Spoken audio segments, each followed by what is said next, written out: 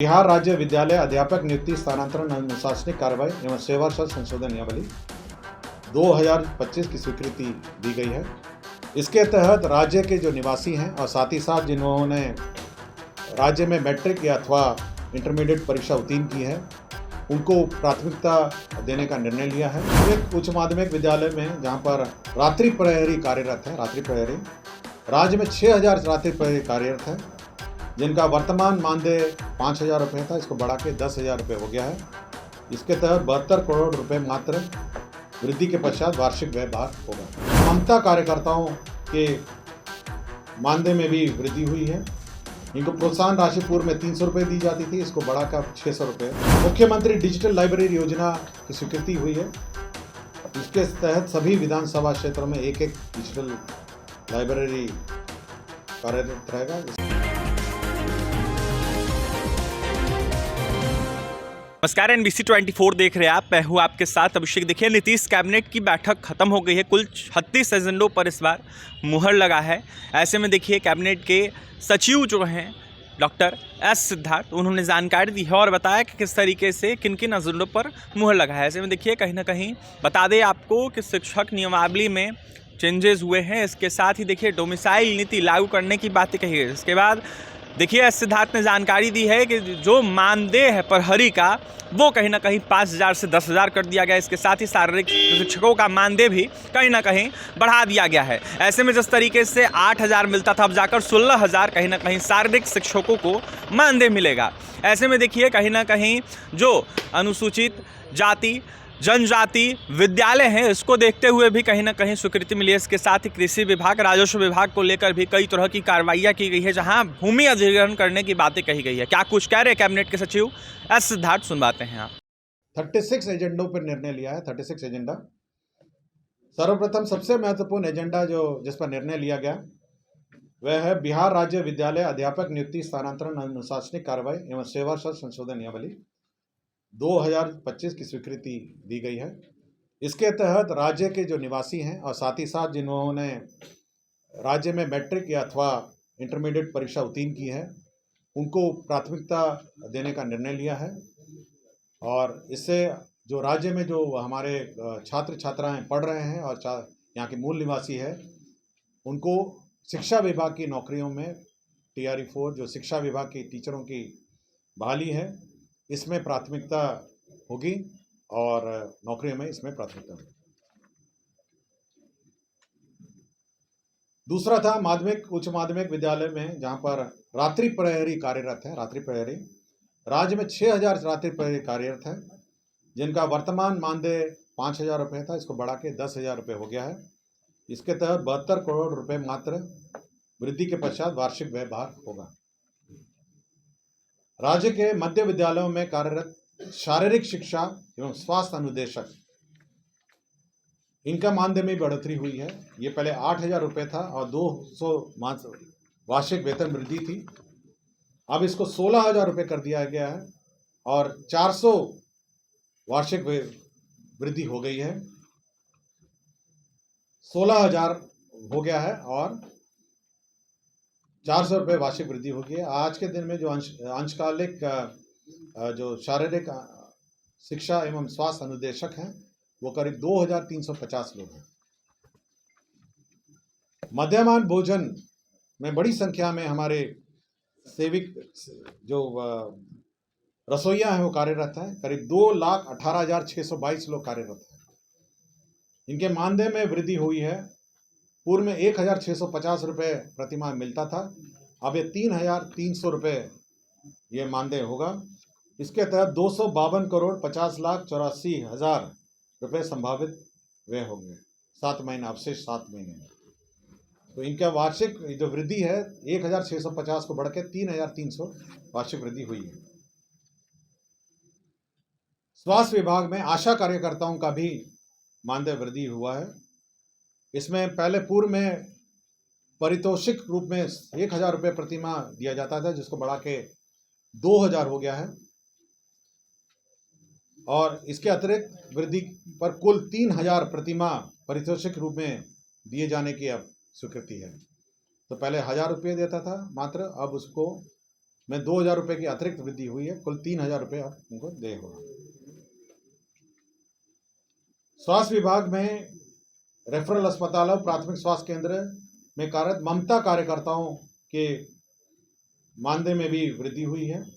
इनको प्रोत्साहन राशि पूर्व में 300 रुपये दी जाती थी, इसको बढ़ाकर 600 रुपये कर दिया गया। लोहिया स्वच्छता मिशन, स्वच्छ भारत मिशन ग्रामीण ठोस एवं तरल अपशिष्ट प्रबंधन, यह हमारे ग्रामीण क्षेत्रों में जो सफाई कर्मी हैं उनके मानदेय में भी वृद्धि हुई है। अब उनका मानदेय वृद्धि होकर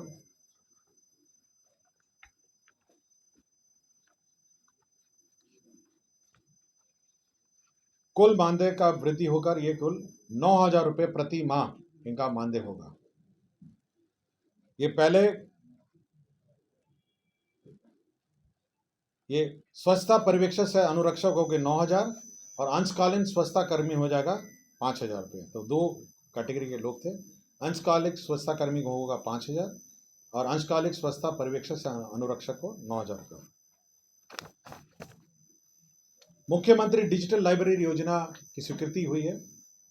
इसके तहत सभी विधानसभा क्षेत्रों में एक एक डिजिटल लाइब्रेरी कार्यरत रहेगा। इसके अंतर्गत 94,50,47,हजार रुपये इसमें व्यय होंगे।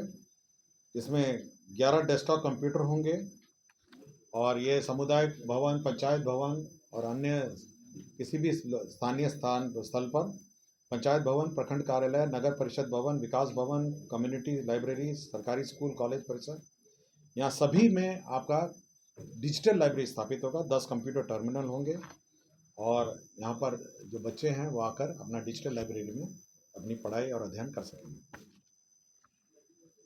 खाद्य एवं उपभोक्ता संरक्षण विभाग में जो पीडीएस दुकानें हैं उसमें छुट्टियां जो पूर्व में थी उसमें संशोधन किया गया है। अब छुट्टियों में जो लिस्ट है, नई लिस्ट जारी की गई है। इसके तहत अब वो क्लोज्ड ऑन एवरी मंडे, हर सोमवार को बंद होगा। 26 जनवरी, 15 अगस्त, 2 अक्टूबर, होली, छठ पूजा, दुर्गा पूजा, नवमी, दशमी और ईद में यह अब पीडीएस दुकानें बंद रहेंगी। अंतर्राज्यीय मार्गों पर लोक निजी भागीदारी पीपीपी मोड में बस संचालन का ये निर्णय लिया गया है और इसमें सभी बस जो हमारे प्रवासी हमारे भाई बंधु हैं उनको इंटर स्टेट बस का संचालन करने का निर्णय लिया है। इसके तहत जो पीक साइड रूट्स हैं उसमें 150 प्रति सीट एवं ऑक्स पीस, इसके तहत जो पीक साइड रूट्स हैं उसमें 150 प्रति सीट एवं ऑक्स पीक साइड में 300 प्रति सीट प्रोत्साहन राशि दी जाएगी। 5 वर्षों को यह दी जाएगी और 36 करोड़ 35 लाख रुपए इसमें व्यय होंगे। सो पीपीपी मोड में इंटरस्टेट बस के लिए यह योजना है। 150 रुपीज़ पीक साइड के लिए प्रोत्साहन है और 300 रुपये ऑफ पीक साइड के लिए प्रोत्साहन है। उद्योग विभाग ने बहुत सारे औद्योगिक क्षेत्र के लिए जो भूमि अधिग्रहण है उसका निर्णय लिया है। इसके अंदर औरंगाबाद जिला अंतर्गत कुटुम्बा अंचल में 441 एकड़ का इसमें भूमि अधिग्रहण होगा, यह औद्योगिक क्षेत्र के लिए। कटिहार जिला में कुल 252 एकड़ भूमि अधिग्रहण होगा, 252 औद्योगिक क्षेत्र के लिए। नालंदा जिला में हरनौत एवं चंडी अंचलों में कुल मिलाकर 524 एकड़ का भूमि अधिग्रहण होगा औद्योगिक क्षेत्र के लिए। इसके अंतर्गत 2 अरब 64 करोड़ 65 लाख रुपए 42,000 रुपये व्यय होंगे। सुपौल जिला अंतर्गत सरायगढ़ भपटियाही के सरायगढ़ मौजा में 250 एकड़ एवं अंचल पिपरा के विशनपुर मौजा में 248 एकड़ इसमें औद्योगिक क्षेत्र के लिए ये अधिग्रहण होगा। मुजफ्फरपुर जिला अंतर्गत अंचल पारू मौजा पारू में भी भूमि अधिग्रहण 700 एकड़ भूमि का भूमि अधिग्रहण होगा।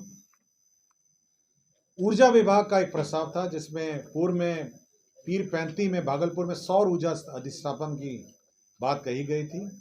अब यहाँ पे 3/800 2400 मेगावाट का विद्युत परियोजना स्थापित करने के लिए लीज के सामान्य शर्तों पर 1 रुपये प्रति वर्ष के लीज पर 33 वर्षों के लिए विद्युत आपूर्ति करना में अवधि के आधार पर L1 रेट पर प्रति यूनिट 4.165 के दर से एवं फ्यूल दर 1.910 के दर से बिहार विद्युत विनियामक आयोग के अनुमोदन के अधीन विद्युत क्रय की स्वीकृति दी गई है। खान एवं भूतत्व विभाग में जमुई जिला अंतर्गत मैग्नेटाइड लॉ अयस्क के मजोस एवं भंटा संयुक्त कंबाइंड ब्लॉक की ई नीलामी के लिए जो रिजर्व जमा है वो निर्धारित की गई है। यह अनुमानित आरक्षित मूल्य 4,325 करोड़ निर्धारित किया गया है।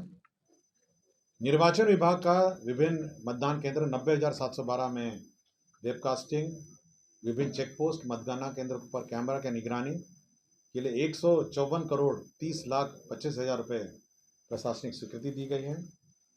बिल्डिंग बाईलॉज में विभिन्न उपविधि में आंशिक संशोधन किए गए हैं, जिसमें इंडियन ऑयल कॉरपोरेशन जो पेट्रोल पंप के लिए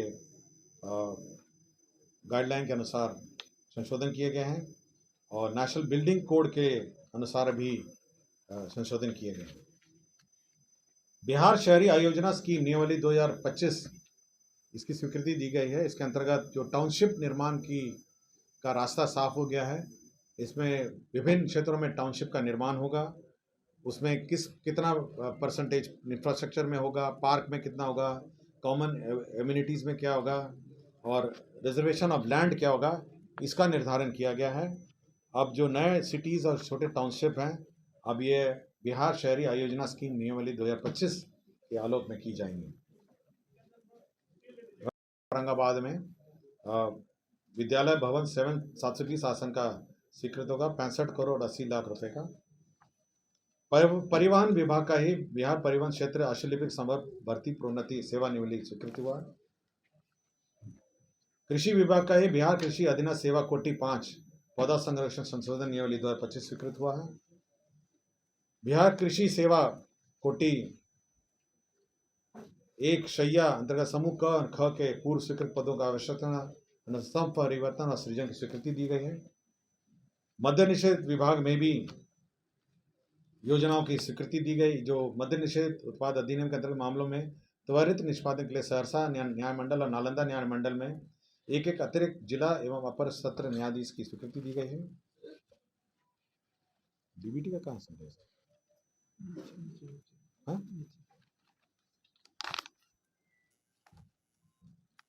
योजनाएं हैं, उसमें जो रेफरेंस डेट है, आपका स्कॉलरशिप है, यूनिफॉर्म है, आपके साइकिल योजना है, पोशाक योजना है, सभी में जो रेफरेंस डेट है वो सितंबर से घटा के अब 1 अप्रैल से 31 जुलाई तक का रेफरेंस डेट है।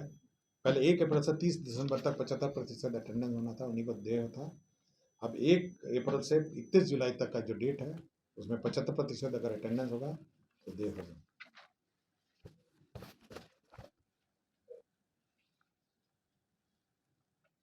सूचना प्रौद्योगिकी का एक प्रस्ताव था जिसमें सीडैक में वॉइस मैसेजेस भेजने के लिए 50,09,070 रुपये का सीडैक से करारनामा किया था, उसका पोस्ट फैक्ट अप्रूवल है।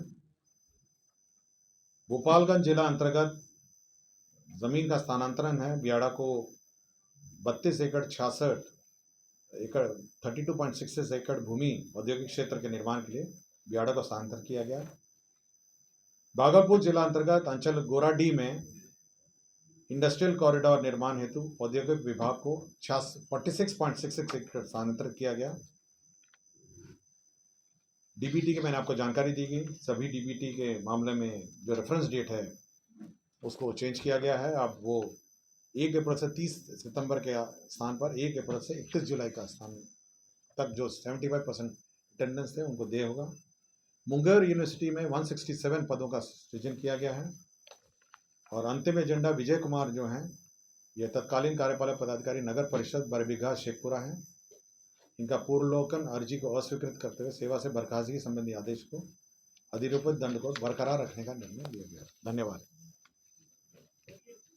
तो आपने सुन लिया क्या कुछ कह रहे थे एस सिद्धार्थ, जहां उन्होंने जानकारी दी और बताया कि किस तरीके से 36 एजेंडों पर मुहर लगा है, जहां डोमिसाइल नीति को खासकर तरजीह दी गई है। इसके साथ ही देखिए शिक्षक नियमावली में बदलाव किया गया है। ऐसे में कई तरह के एजेंडों पर मुहर लगा है। कृषि से लेकर तमाम अनेक विभागों में जो है कहीं ना कहीं एजेंडों पर मुहर लगा है। पटना से सहयोगी विकास के साथ अभिषेक की रिपोर्ट।